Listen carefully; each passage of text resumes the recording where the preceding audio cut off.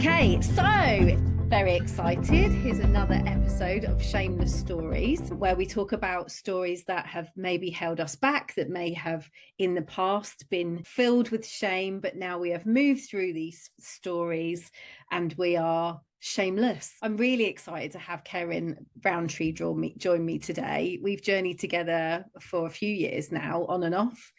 And I'm really excited to just talk about storytelling and how some of these stories can hold us back and how some of these stories can help us move forwards. And, you know, you're like a master storyteller. I mean, come on, working with all the goddesses and things. I'm not doing you justice. Ceryn, tell people who you are and what you do. I mean, I think you're overdoing me justice, Sarah. But anyway, thank you so much for having me. So I'm Ceryn. I'll give you the headline is I'm a storyteller and I'm a primal witch, and a primal priestess. And that's how I describe myself now. But my journey has been a funny one. I'm a qualified therapist. I'm a qualified coach. I have practiced as a medium I realized the other day, this year officially, I've been practicing professionally as a medium for 20 years and was like, oosh. I have been a teacher of all things spiritual for about the last 15 years. And before and alongside that, I worked in corporate communications. So we have a kind of similar background in that sense. So yeah, that's me. I'm based up here in Northumberland, where I live with my dog Lagatha, who I introduced because she will inevitably make herself known while we are talking this morning. Well, and we're all welcoming of anyone that wants to join the call. So that's all good. What an amazing journey you've been on. And I guess I'd like to maybe start where we started our journey together, because that was, I remember, God, when was that? 2018? I think so. In the middle of we were just about to get into the pandemic. And I think we were all searching for community and needing to find our tribes, if you like. And I'd created this membership, and you were one of the amazing people. And I've got Yolandi joining me as well. And I think it was really interesting because I never really had an idea about I didn't appreciate that my approach to what I do is radically different to other people's. And I think it was you that shared that with me, and you know, I will never forget that, because that became a new story for me to take forwards, because we tell ourselves these stories that hold us back. And I guess the thing that I noticed about the journey that we moved through together was this: you weren't owning your witch. No, I wasn't. That's so true. When we met, I was saying, you know, I would talk about all the different things that I did, and I would kind of really beat around the bush with it because I just couldn't get to the point of it. And I remember you saying to me, "So you're a witch?" And I was like, "Well, yeah, I am, but there was always a lot of buts." And actually, that owning that title, and it was funny, right? Because before we met, I had led a coven. People would pay to be a member of this coven for about 4 years. And then that had ended. I joined a course that I was kind of co-facilitating or backing up a really prominent teacher in the field of witchcraft. And I was kind of supporting her to run this course for 100 and odd women around the world. And in that, we kept referring to ourselves as witches. And one of the continual calls was to call back your power. I'm calling back my power. I'm calling back my power. And I got to this point where I was like, well, yes, I am a witch and I am powerful. And it all felt somewhere around skin deep. Yeah. And now I'm reflecting on it. Actually, when we first met, you know, I would come to your membership. We'd have a call every Monday morning. And it was me, you, Yolandi, and Joe Gifford. And that was it initially. That was sort of the first little core of your membership. Little coven. It was our own little coven. And I used to sit there, and I used to just sit there with these women being like, oh my God, they're so cool and they're so powerful, and that's not me. And I would always come off it going, but I'm not powerful. And I remember you saying, it's really funny, Joe has just this second sent me a text message and made me realize I need to put my phone on silent. I would come off this call every week and I'd be like, but I'm not that powerful. And I remember you saying to me, so we need to own this witch thing. And I was like, do I want to own it publicly? Despite the fact I said I'd been owning it for years. And all of a sudden, you would start just sending me press opportunities, because obviously a lot of it was PR focused, that were witch. And I'd be like, I don't know if I can do this. Oh my God. And I vividly remember the time we got me a piece in a national newspaper where they wanted to talk about witchcraft, and they used me as the thing. And I'd literally just got to this point where I was like, okay, I can tell people I'm a witch. I can own my witchness. Boof, there we go. And I sent this woman a load of photos to go with the article, and she came back and went, could you send me some different ones, please? They're not witchy enough. And I remember saying to you, how can they not be witchy enough? I'm a bloody witch. And it was that thing where all of a sudden the story I told myself was I couldn't be a witch because I don't live in a cottage in the woods. Despite my best efforts, I don't have a pet crow yet. I keep leaving them peanuts every day, but they haven't come. Well, I did in COVID. That's another story. I wear a lot of black, but I don't wear sort of long black robes all the time. I'm just as we record this, it's almost in bulk. I am just as likely to celebrate in bulk by lighting a candle and, I don't know, ordering a takeaway as I am by dancing naked under the moon. Like, I am not your stereotypical witch, but I'm a witch. And it really took almost that woman kind of pushing back to me to ignite that fire in me that really burned down that old story and opened up the new one.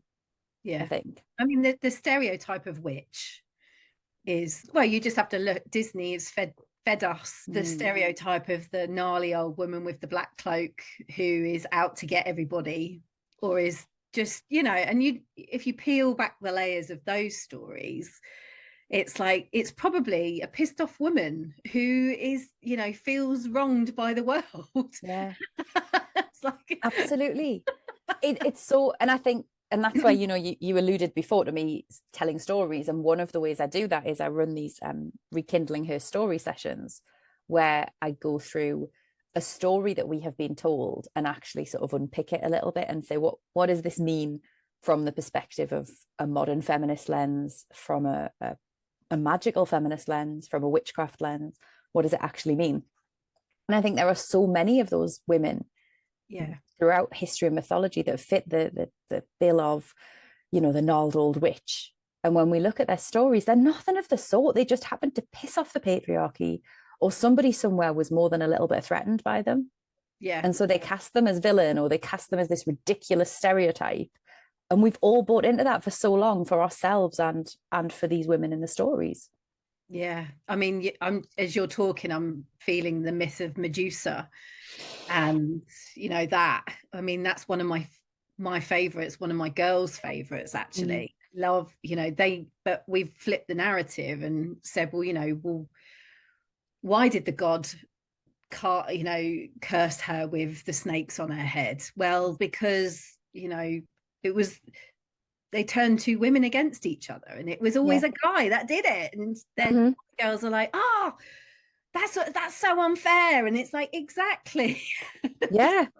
And I think it's fascinating when you read into this, the history of Medusa, because, there is a theory that priestesses of that age would go off. There was an island nearby to Greece that they would use as their sort of main temple, and that they would wear these wild masks that had hair coming off them.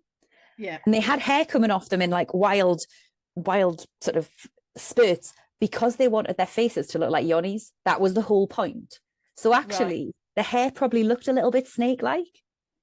And that, I remember reading that bit and going, so what we're saying here is that actually Medusa may not have even been a Gorgon. She may have just been a priestess wearing a mask for ritual, and some bloke came along and cut her head off. Okay, cool. That's barbaric.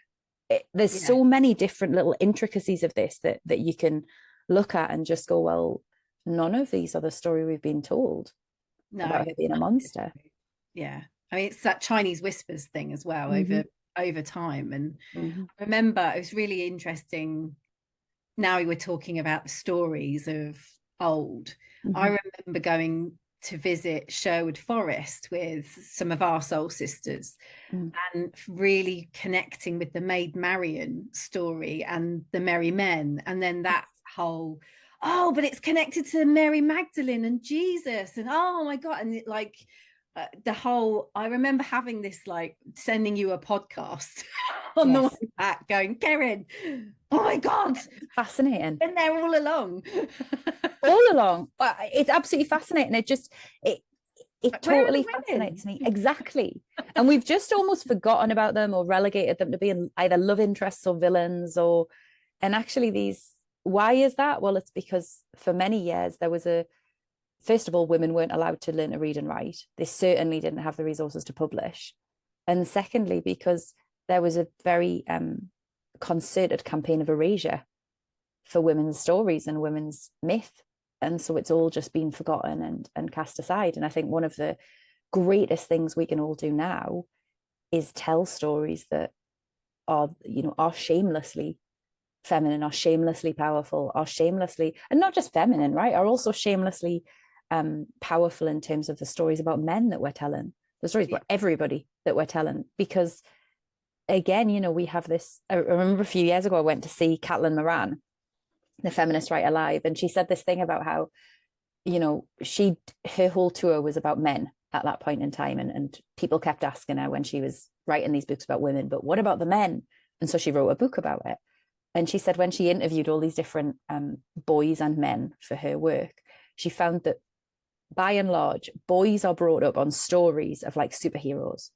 So there's Peter Parker, who's this general college student in America, is bitten by a spider and suddenly has to start saving the world. Yeah. And meanwhile, girls, massively, and girls are brought up on these stories like actually, if you get to the root of Little Women, the most until Beth dies, which we don't talk about. That's why we'll put the book in the freezer. Spoiler, everyone. It's been out for about 100 and something years, but spoiler.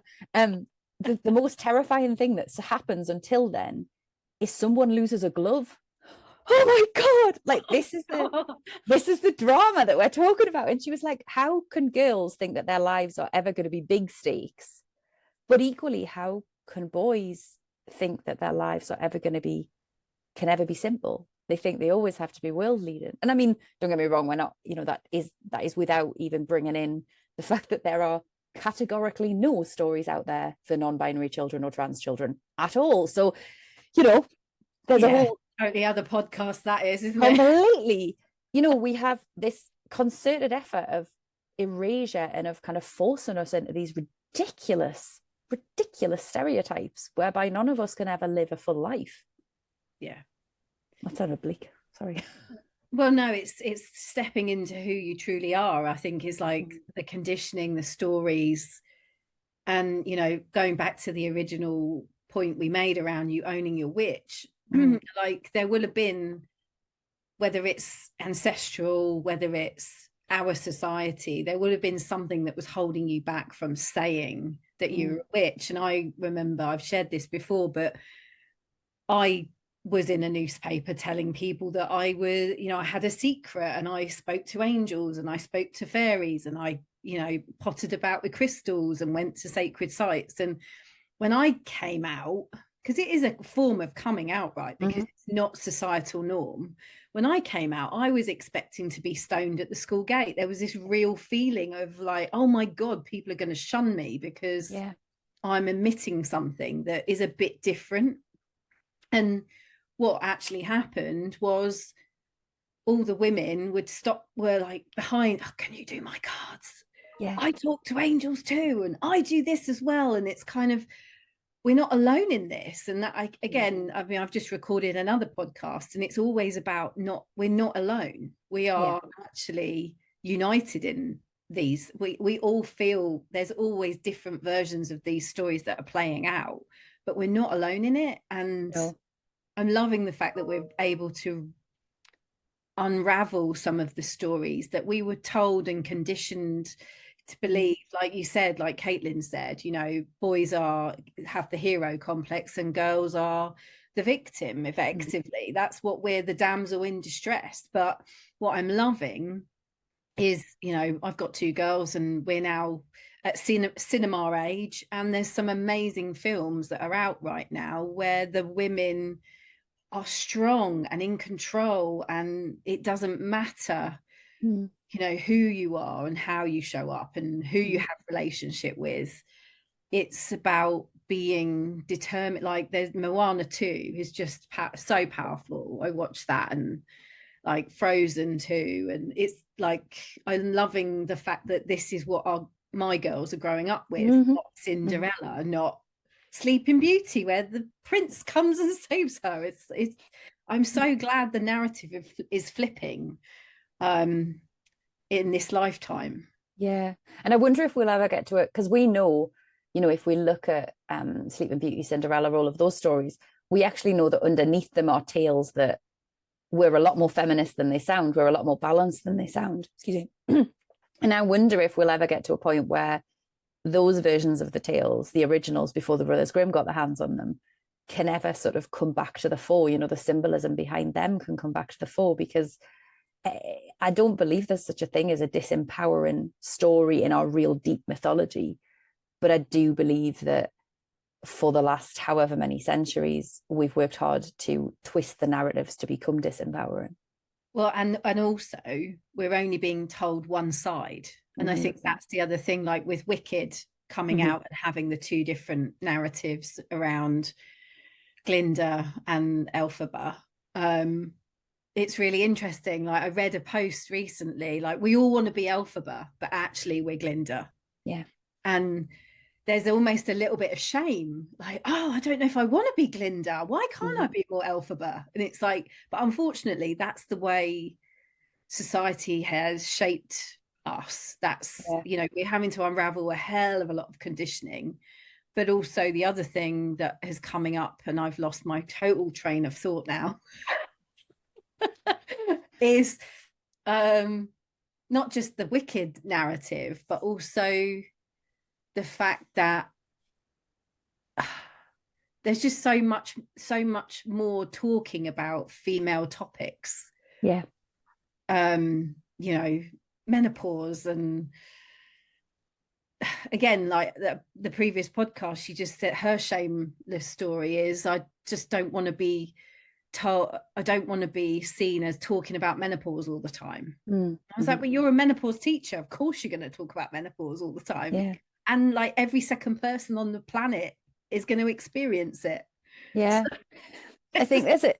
I listened to a podcast a few months ago, and I must have used this line about 20 times recently, but I'm going to say it again. It was an interview with Richard Osman, who is an author and a TV producer and TV presenter and all these things. And he said this thing about how, as humans, we are all weird because we're all individual. None of us are the same, which means there is something that makes all of us weird.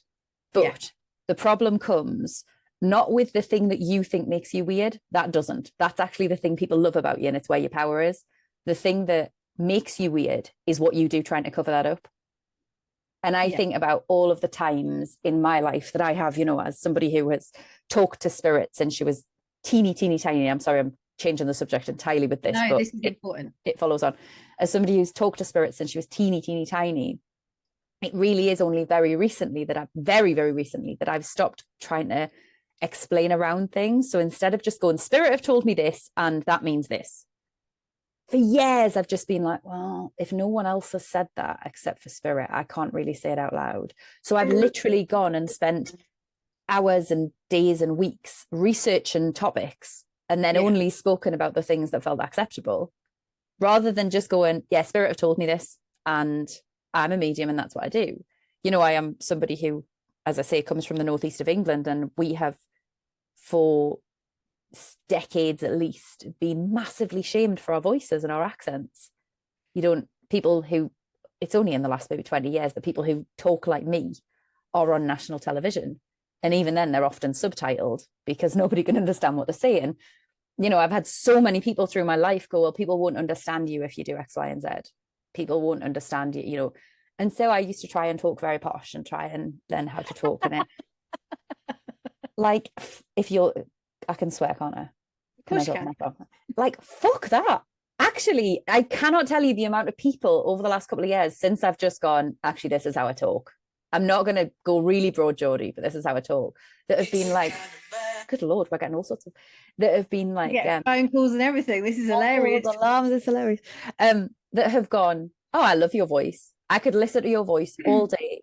And only now, when I've started to own my voice, and I'm realizing that actually the spirits that really want to talk through me are the spirits of this land that I call home, that for years I've been like, oh, I should shrink this part of myself that are, you know, that my ancestors have lived on for centuries.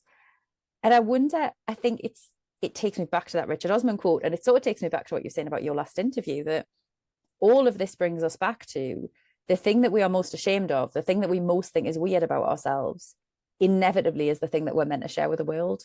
And it's almost like it's like the trial by fire is getting to that place of being able to do it wholeheartedly and whole-bodily. Yeah. Because then you get to share your actual power. 100%. And I guess that's the other thing. It's like knowing me however many years ago, and me knowing you however many years ago, I can see that we're truly stepping into that. And I think, you know, you never get a certificate to say you've got there. You're awake and you've owned your witch, or whatever it may be that you're owning. Yeah. However, the more you speak into it without your voice shaking, and feeling confident in your story. And I mean, we're constantly unraveling stories, right? And that we've talked about off camera, the spiral. Yeah. And how, I mean, this is what I love about your coaching sessions, is like you walk around the spiral and it's like, oh yes, I've seen this one before. Yeah. Because it always is. I always think like any work we do like this it's like a spiral staircase, and we come back to the same point in the room, but we're just a little bit higher up. And there's such a sense of shame, I think, when we come back to that same place. And you know, I've worked with clients for about 15 years now, and they will always go, oh God, I'm here again, why am I still here? And I'm like, you're not though. It feels like you are, but look, you're a floor up, or you're 2 floors up. Like, you are looking at it from a different place, and we know this place now.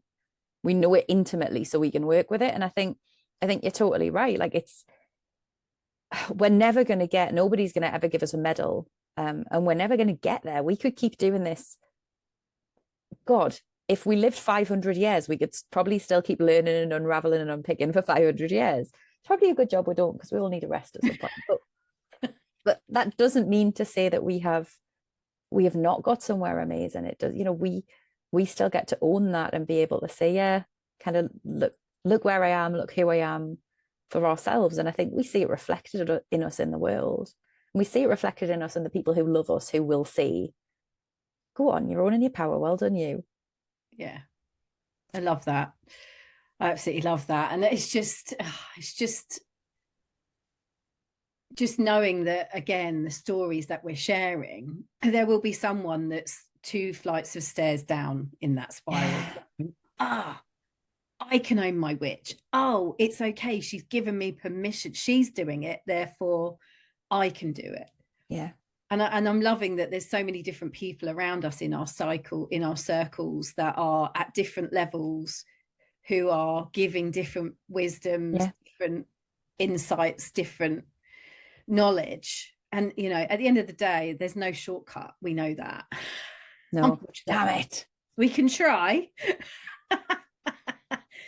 But I'm loving I'm loving that. And so, I mean, it's interesting, because I'd love to ask you, because I do this with everyone, but what would be the worst thing you could read about yourself now? Is there anything? Have you overcome that by being in the sun talking about being a witch, or is there more to be? I remember as I listen to you, I immediately go to, or as I listen to those words coming out, I remember about 15 years ago, maybe, doing a reading for someone. And it's a long story that I won't go into the depths of it, but I did a reading for somebody, and somebody else who knew them approached a mutual friend and told them I was a fraud and it was all a lie. Yeah. And I still think there is still a part of me, it's getting smaller and smaller by the day, but there is still a part of me that fears somebody coming out and say, you know, I have such a bee in my bonnet about unethical mediumship. So like I could, oh my God, I would campaign against, if it was even a thing you could campaign against, I would campaign against it tomorrow because I have such a bee in my bonnet about it. And I worry frequently. No, I don't worry frequently, actually. As I'm saying that, I'm realizing that's an old story. It just comes up. I guess it's an awareness, is it? It's an awareness. It's an awareness. It's a little, like just a little pebble in my shoe. Yeah. Almost mentally, that I fear that. And I know it's not true. Categorically, I know it's not true. Like, oh my God, no, it's so not true. Also, I can't help but things. Sometimes I think it would just be easier if I was. Like, I look at Ceryn Brown and think, God, that would be easier, wouldn't it? But I'm not. You know, I think I still have this fear of someone seeing that, and there is still something in me that feels like I need to be on my guard with that all the time. But it gets smaller every day, and maybe the thing that would, I don't want to say this out loud in case it ever happens. Maybe the thing that would actually stop it would be, you know, to go through that. Maybe that's a trial by fire, but you know, I've had enough of it on social media. Christ knows I've had enough of it on social media. So I don't know. I mean, I think there are things. I was thinking in the run up to our conversation of exactly that. And I thought there are things that I would not like to see, say, splashed across the front page of a paper. Yeah. But that's not necessarily because I'm ashamed of them. It's more just because I'm quite introverted and quite insular, and I wouldn't really like that. No, sure. But I think there's a difference, which again is an interesting thing that I'm realizing only very recently. There's a difference between shame and boundaries, in a sense. Yes, that's exactly what was coming through my mind as you were talking, because there are certain things that I've moved through myself, but they're not to do with me. And exactly. They're not my stories to tell. Yes. But there is, I'm a, what do you call it? I'm not the leading lady of that story. Yes. I am the supporting actress, and the supporting actress will have an aspect of a story that there will be glimmers of a story that will be, you know, like we said, there's two sides to every story.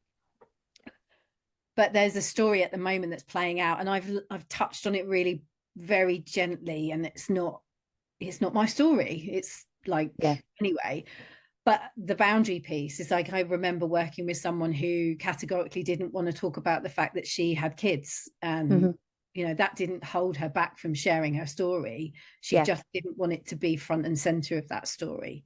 It's like, it's like the boundary piece is like understanding your story completely, but knowing what you want to share. Yeah. Are two different things. Yeah, and I think it's like going in and sharing all your dirty laundry. Exactly. No one wants to see your dirty knickers. But and even if they do, you still don't have to show them. No, exactly. So I think that's like one thing. I think the work that both of us do, it's being okay with your story, and you choose. At the end of the day, it's a choice. Absolutely. You can choose to say, or you can choose not to share. The thing, I guess, like you were saying about the weirdness, I'm loving that, because that is something that has stopped so many people from sharing their stories because of that weirdness, because of the things that they've done to dim, to shrink, to stay small, to not fully step into your power. Absolutely. And like, it's funny you say, like, we always talk about stepping into your power, but I think until you know what your power is, you can't. Agreed. I was actually reading, I'm doing my audio book at the moment, some 3 years after my last book came out. And I was reading a bit the other day where I'd said this thing about, in this course I did, we used to call back our power every day. Like, it was an exercise you had to do. I call back my power now. I call back my power now. And then one day about, I don't know, 2 years after the course, I sat down one day and was like, I don't feel powerful. Where is my power? And I sort of I do this dialogue journaling thing quite often, where I'll get 2 colored pens and be like, right, I'll write this, you write that. And so I wrote, hello, power. And my power was like, hello. And I said, hiya, I'm just wondering, like, where you are. I've been calling you back for ages, and I don't think you're here. And the second voice said, but you haven't been welcoming me back. And I was like, oh, you're right. I've been like, hello, power, and then shutting the door in its face because it was a bit scary. or leaving the door ajar but not really opening it. So my power had been sort of hovering on the doorstep like, hi, because I was really worried about looking weird, because I was really worried about being persecuted, because all the things. And it really struck me. I'm running a course at the moment, and towards the end of the course, you know, part of the thing is that we will be reclaiming our power, and we will be sort of crowning ourselves in our sovereignty almost. And something I realized was that, so I had to call back my power, then I had to welcome back my power, and now I actually only now can I own it. Yeah. Because I kind of needed to get to know it from a distance, then welcome it in and get familiar with it, and then be like, all right, we are as one. You know, we have been severed from our power collectively and individually in so many ways for so long. And it's like dating somebody new. You don't just suddenly, unless you're on like, what's it called, married at first sight, you don't suddenly meet somebody and then that's it, you marry them. You meet them, you kind of court them, you get to know them, you know, you build that trust, you build that intimacy. And we have to do that with our power, and our power has to do that with us. Yeah. In a sense, because it's been taken from us for a long time. That's so powerful. It's so, and I resonate with so much of that, because I think, going back to your spiral analogy and going back to the journey that we take, you're constantly embracing that power as you're going up the spiral staircase, if you like. Yeah. And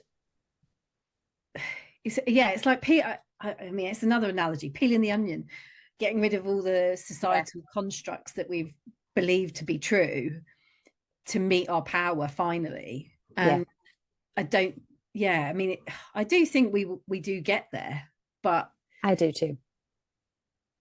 It's such a long journey sometimes. It is a long journey. And I think, and it's not always an easy journey. And I think there are days I feel more aligned with, not just aligned with, I feel more embodying of my power now than I ever have in my life. And there are still days where my anxiety takes over. There are still days where I get up and think, oh, you know, I don't know, I just don't know if I can do this, where it all just feels a bit much. There are still, and also, you know, you've still got to do the other things. Like I still went to Asda on Saturday morning, did my grocery shopping, and got really, really annoyed at a woman who kept cutting in front of me. And that, you know, it doesn't, I feel like secular spirituality in the early part of this century painted this picture for us that when we reclaim our power, we suddenly become ascended and everything is perfect and life is easy. It's not like that at all. If anything, like there are days where it feels harder because you have that kind of that. Well, first of all, I think a lot of power is about going in the depths rather than going up to the heights, but that's just me. But also I think there are, if anything, it's harder because there are still days where you're like, I have those moments of utter, I can do anything. I absolutely have my shit together. I can manifest when I click my finger. Everything is, whoo, I'm in alignment with the universe, baby. And then you have other days where you sort of, you're so not. You're so not. And in the past, that would have just been like, oh, it's normal. Okay, fine. It's just a bad day. Once you've had those good days, the not so good days are like, oh God, everything is against me. In some ways, it's harder. Yeah. Yeah. But it's worthwhile. You're speaking into like, I felt it this weekend, and like yesterday we went to, so it was just to presence the planetary line. So we went, and about 6:30 last night, we took the girls and we went and witnessed all the planets in the sky. Nice.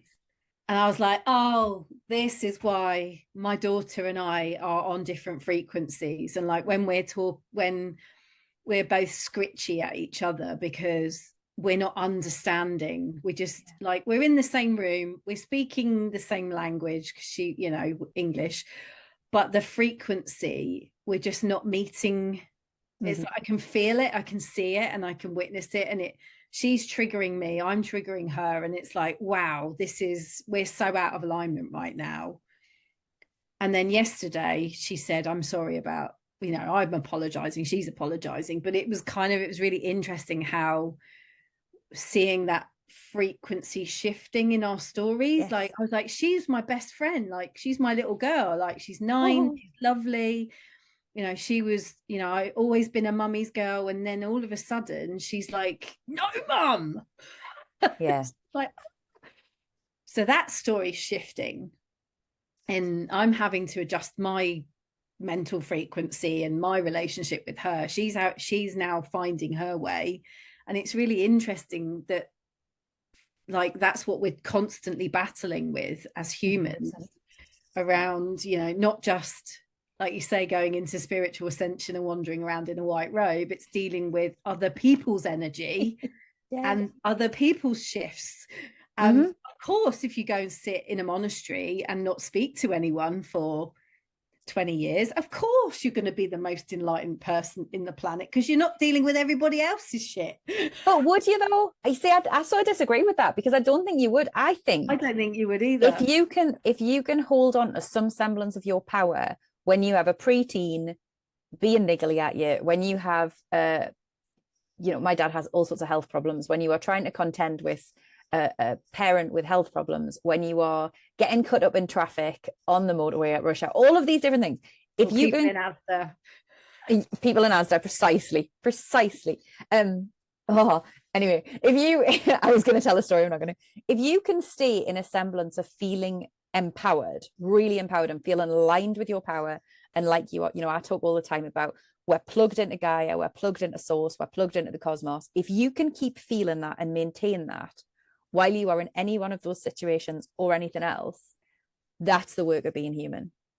100%. If you're just sitting on a mountaintop going, of course, you don't actually have to do the work of being human. Dead easy to be plugged into to Source, Cosmos, and Gaia then. Dead easy.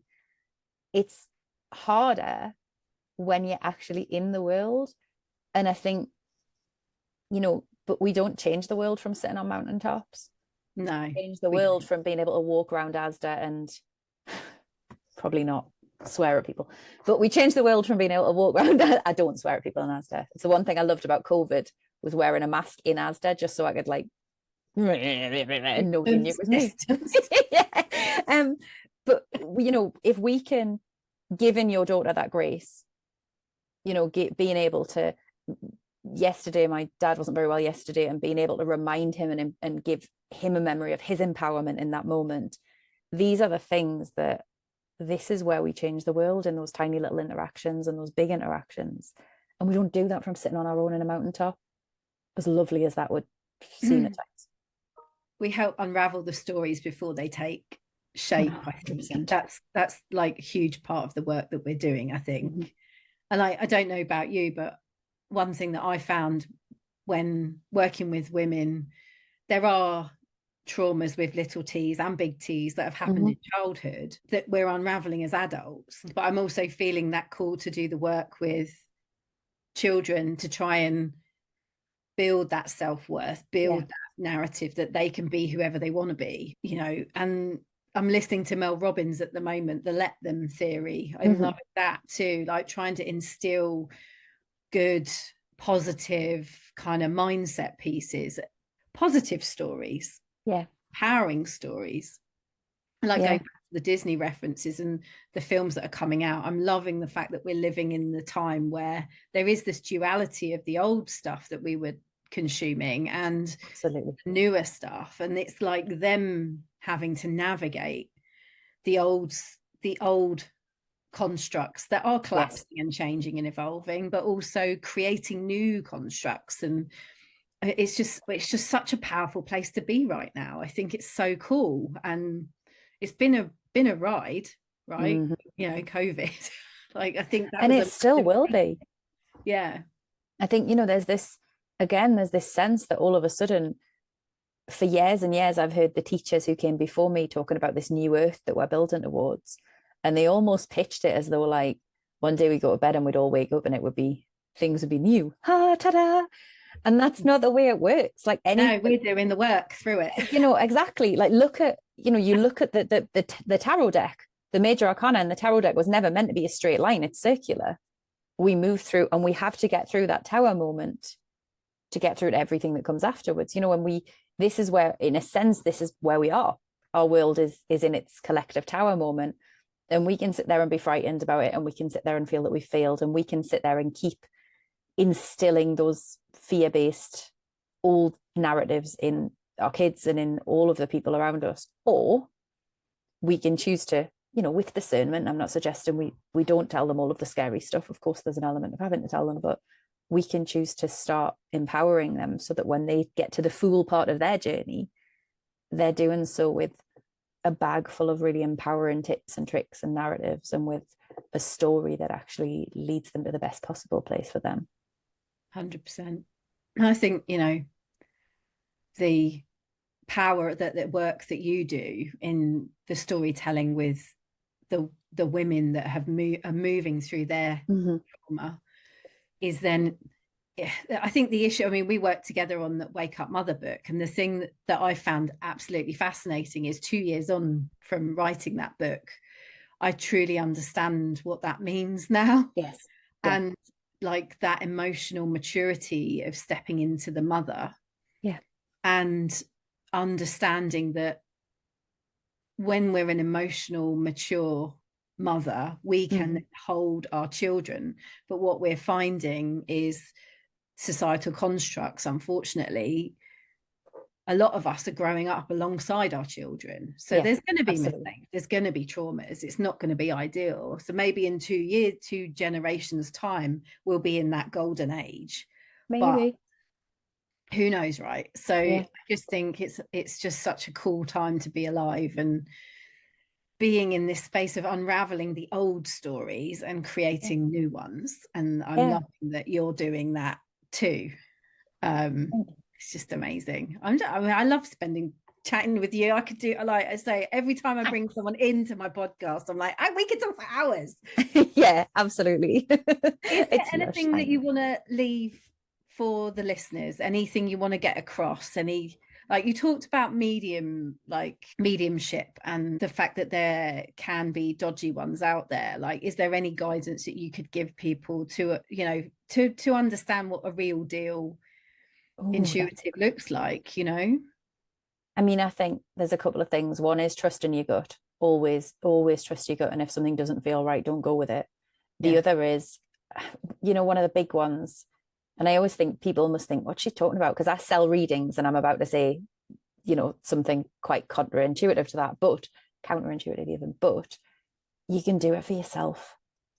I honestly wish, I would like to get to a point where people do not come to anybody for readings because they remember that they can talk to angels, fairies, as you say, also their lost loved ones, their guides, their helpers themselves. And I sometimes think I've got lots of missions that I'm here for, but I sometimes think one of the things that, you know, when I leave this earth, I would like to have done is helped many, many, many people to remember that connection for themselves. Because the truth is, you don't need somebody like me to give you a reading. I happily will. I love doing it. It's a massive honor.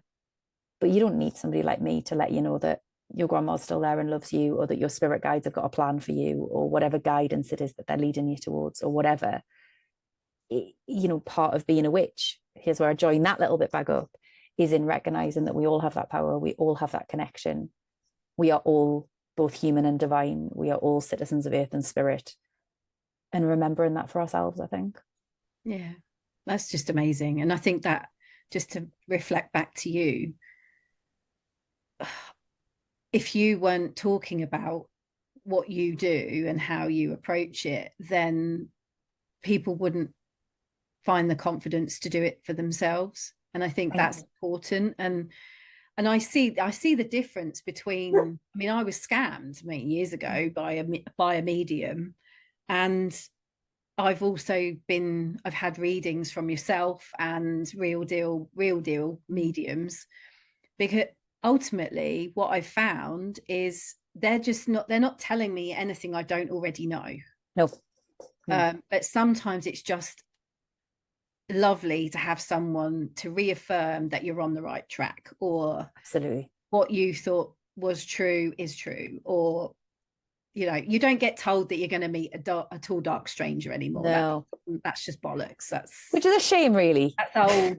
That's an old narrative. That's the old with the, you know, with the green face and the warty nose, you know, it's the tarot deck of the tower, the death, you're gonna die, and like it's all very dramatic, but and taken out of context.